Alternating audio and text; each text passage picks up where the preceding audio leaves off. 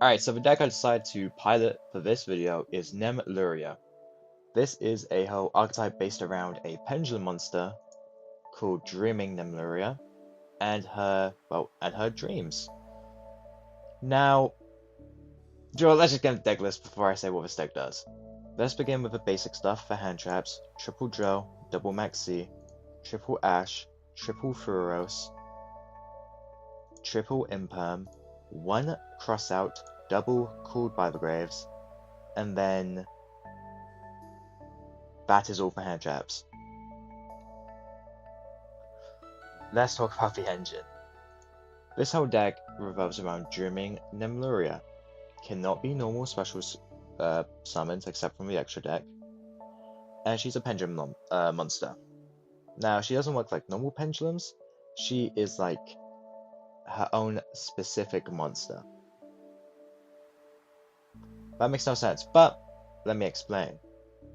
This whole archetype wants to banish cards from your extra deck to have an effect, basically.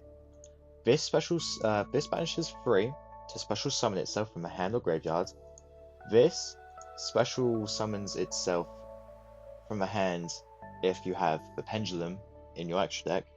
But its effect is that when a NEMLERIA monster is targeted with an effect, you can banish one card from your extra deck to negate it.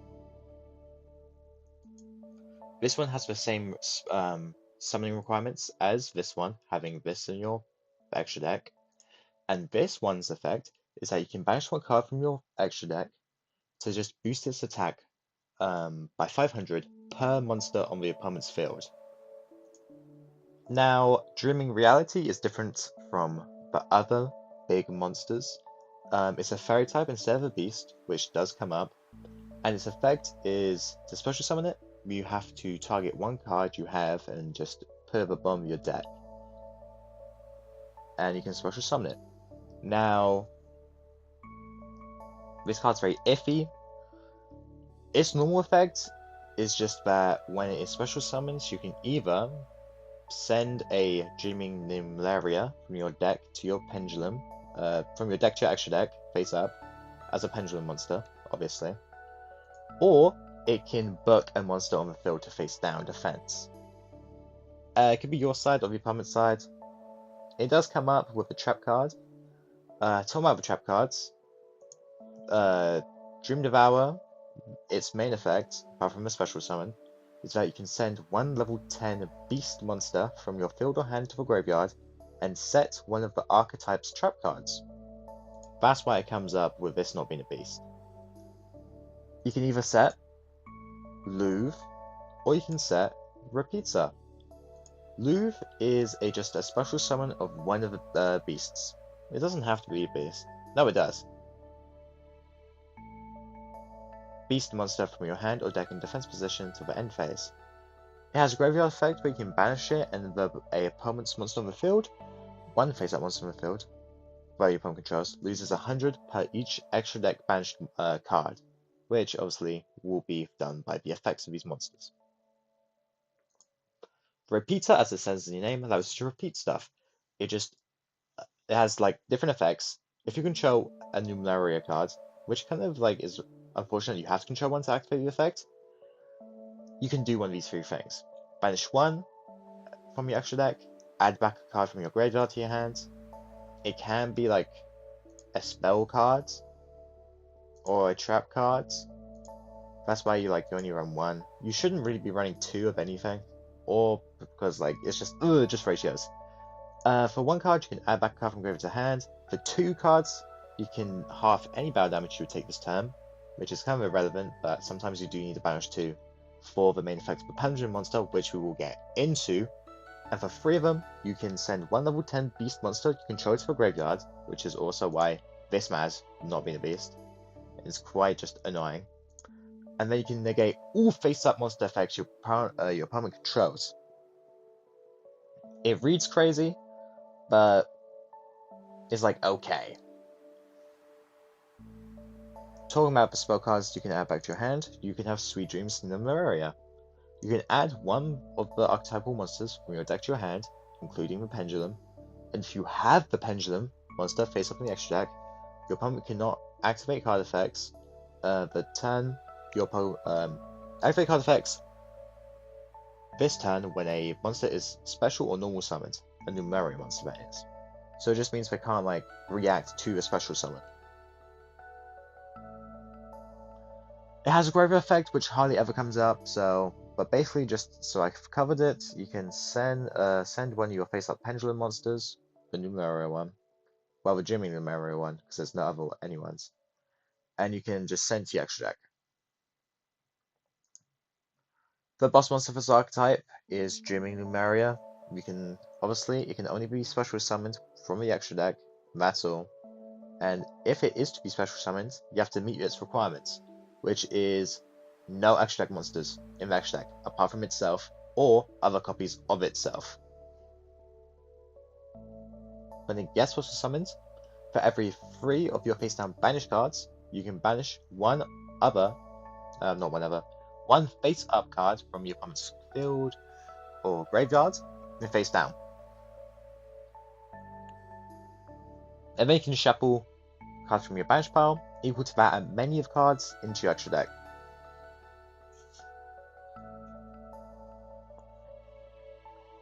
Because of that, your extra deck doesn't actually matter. There's a lot of fun ofs. You can like hypothetically get into the some 10s here, or Zeus, or SP, or Goddess. Though low key, the first 5 cards in this extra deck being Zombie Warrior, Sandwich, Archfiend's Manifestation, Archfiend's Cool, and Archfiend's Ascent, it's just fun ops. I think these cards look cool. And also, I crafted a Royal Ascent, and I'm pissed bad because it could have been literally anything else. So to help this deck actually do anything, I have a couple Floodgates, plus a draw spell in Pot of Extravagance, seeing as extra deck does not matter. The Floodgates being Anti-Spell, Rivalry, Double Power Sink Stone, and that is all. The last spell of this archetype is Dreaming Tower of Princess NEMLERIA. You can manage 2 face down cards from your extra deck, add 2 level 10 beast monsters with different names from your deck to your hand, and you cannot special summon monsters from the extra deck this turn, except from Pendulum monsters. I should also say that activating the Dream Devourer Reveal, being the only 10 we run 3 of, also has an extra deck lock to where you can only summon Pendulum monsters. So normally you're never gonna make anything from the extra deck, but turn 3 or turn 4 or turn 2, but it's like you can potentially make some shit, like hypothetically. I should also say that Dreaming Numeria actually does have an effect, except from the special summon one.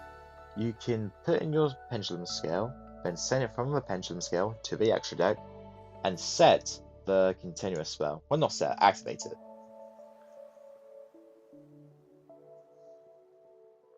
So we have a very just funny control deck. Let's just see how the games go.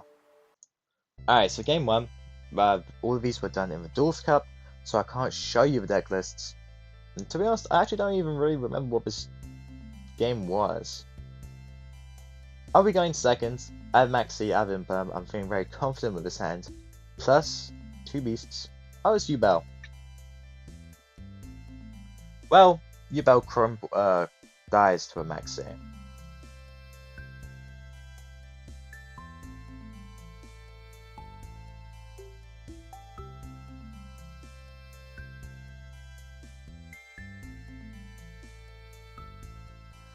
Now in end phase, they have this chat, which is annoying. Cool Buy will stop it. And they have the trap card that summons a Yubel. And they have 1 unknown. Drawing Pot for turn is great. I can do even more draws. It's kind of irrelevant at this point, but you might say no, Baits for Ashes. They respond with the Unchained card, so I obviously Cool Buy the Link 2 they have. The one that is extra, like, interaction my turn. But known as Imperm, so they stop this effect for me to add a spell and trap by discarding 1 monster, which I do have in my hand. And thanks to all my drawing, I basically do have everything I could ever want. So it's like, there's nothing much I can do apart from just attacking with all my monsters. I am playing into the Ubel, but I don't really care. I set my Imperm, my Floodgate, my Crossout, and they just DC. Alright, so game 2 is versus Sky Striker. Now, the most popular variant of Sky Striker has Tenpai, but this one, from what I'm aware, isn't a Tenpai version. And if it is, they just ended up not drawing it at all, which would make somewhat of sense, because they're playing a 54 card deck.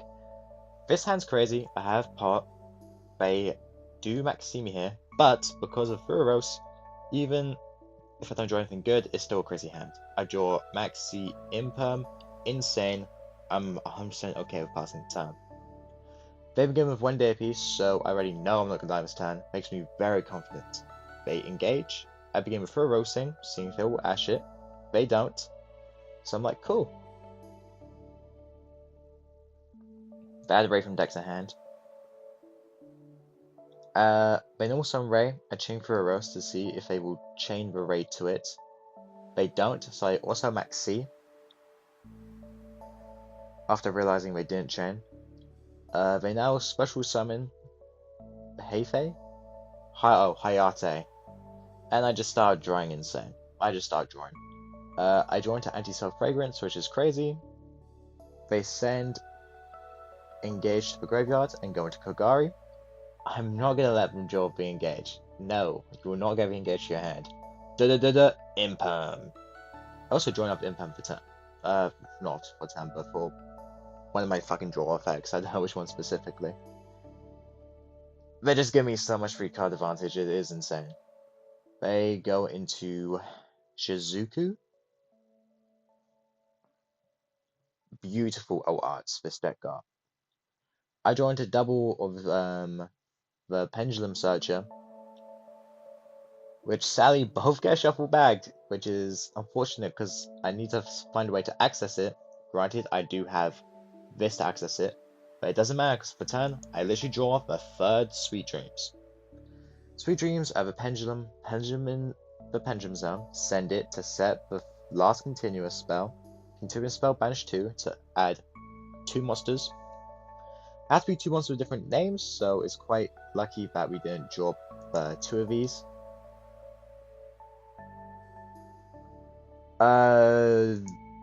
Dreaming Reality actually just can be any monster, so I just sent back Maxi. I don't think it was that important. Because I had another beast in my hand, I could actually send from hand to the graveyard to set up the trap, being Repeater. Attacking Shizuku special summon back Ray. Well, it's actually Ray's effect, but let's not get in pedantic say. This fucking bad one tried to stop this from attacking, but because it's target effect, I negated it. Obviously I can't do any damage because of 1 day apiece, but it really doesn't matter. I set my Imperm, I set my anti-spell. In draw phase, I anti-spell. Love his Floodgate. Goated. It's really good against all the best decks. Snake Eyes, Fiendsmith, Tenpai. It's crazy. Fun fact, the continuous spell has a protection effect for your monsters. When they be destroyed, you can banish 1 from your extra deck instead. Or 2. I forgot. I don't think I mentioned that in the deck list. But it's because there's like, I don't really be reading my cards, low key. I just get the gist of what they do. On that turn, I can special, not that turn. On my turn, I can special summon my Sleepy, because I have nothing in my extra deck. I end up banishing just a bunch of spells in my graveyard, one of them being my Engage, completely neutering their next turn. Sadly, I can't go in for lethal, I'm 1500 off. But, they're still under anti-spell, I have a Louvre, I have an Imperm, it's all fine. They're going to Hayate. I Imperm it, I don't want them to send it Engage to the graveyard. They go straight into it, the Kagaguri. Or Kagagari. I love these old arts, man. They just attack into my Sleepy because, well, I mean, they could attack my reality, but it still kind of cooks for them. They end on Shizuku, lowering my attack. I ash for Shizuku because I can. But like, what else am I really ashing at this point? I just don't want. I just don't want it. I saw yellow and clicked it. I can now summon back out Shizuku because I have no other monsters in my extra deck apart from herself and other copies of herself. I end up banishing Ray and everything on their field.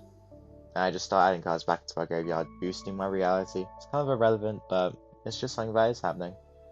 They try and Ray. Once he goes through, they Ray out. They special summon this monster. They just negates my face-up effects. Doesn't matter, I'm still bigger. I just go into lethal. Alright, so our last game is versus Blue Eyes. A very popular deck due to it just being a fan favorite. Plus, like support makes it really good. I get go first, I draw an insane hand. Can only be made better if I have access to a pendulum monster, because it's kind of like cooked if I don't get access to it. Luckily, my pot of Extrav gets me Dreamy. Dreamy can add the Sleepy Girl. I also got a draw off it, which is crazy. Sleepy Girl in the Pendulum Zone, send it to the extra deck for the Continuous Spell. Continuous Spell, I add both my defenders, because I already have the main monster that can do stuff already in my hand. I've summoned out my two defenders because they're just summons that don't cause a chain, so like they can't max C to it. I then summon my last one, send the useless streamer that can boost this attack to the graveyard to add Repeater. Repeater activate, Stone activate. Now they have to play under it. They begin with Bingo Machining, good thing out of the draw. They show Blue Eyes, Alternate, and Chaos Max. I give them Blue Eyes, and when I draw, they end up fucking having the two other Blue Eyes in their hand, so they just go into the Ultimate Great Dragon, which is like funny, but I don't know why they chose to do that. I guess they're under draw, but they must have had a cooked hand. They got Battle Phase, where I protect my monster from battle thanks to a continuous spell, banishing one from the extra deck. Now, in my extra deck, apart from the pendulums, I only have two other ones. I use 3 cards. I use one of them to get back this, which I can summon. I then send one to get back Dreamy. Dreamy can actually add any monster, not just the pendulum. So I add the defender I haven't special summoned yet to special summon it out. I then send the last one on my extra deck to boost this attack, and I can summon Sleepy. Sleepy, I just banish the face-up card plus a couple from my graveyard, and as you can see, I have Lethal on board. So you can never guess what I do. I just go over to Lethal. Just crazy, this is like almost max level on the Duelist card, by the way, because I'm on an O account. How the hell did this guy get up here? They must have just had a really cooked hand. Alright, so let's get into the deck, the pros and the cons. Let's begin with the cons, as it's probably the longer list. The cons is, for a control deck, it doesn't have the oomph of a Time Enders, that's something like Labyrinth has with its like easy access to floodgates, or like just normal floodgate decks, or just stun. It's also like really easy to Ash and Max C. It is really weak to those cards in a way that other control decks just aren't.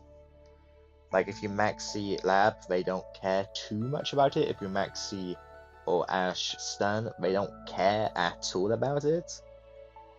And yet they still try and occupy the same space. Let's get into the pros.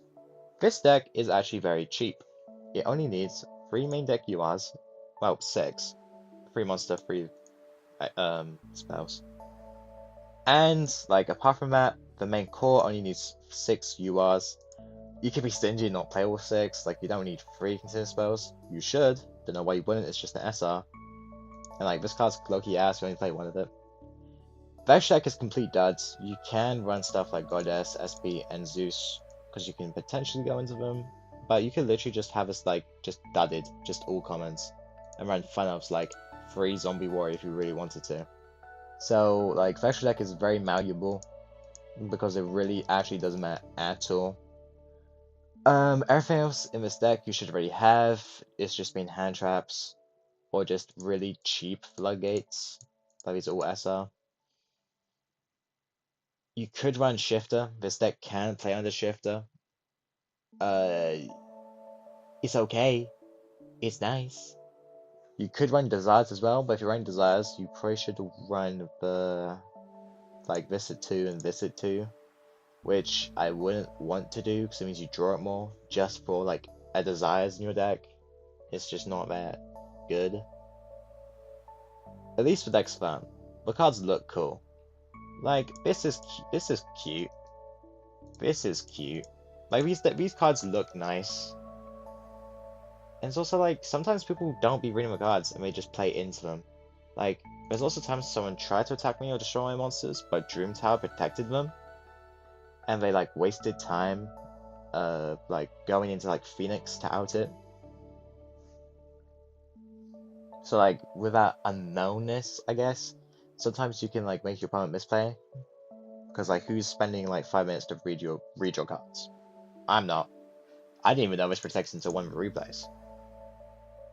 So if you wanted like a new deck which isn't that heavy into investments, this is like an option you could do. It's not like terrible. It's just okay. And sometimes that's all you need.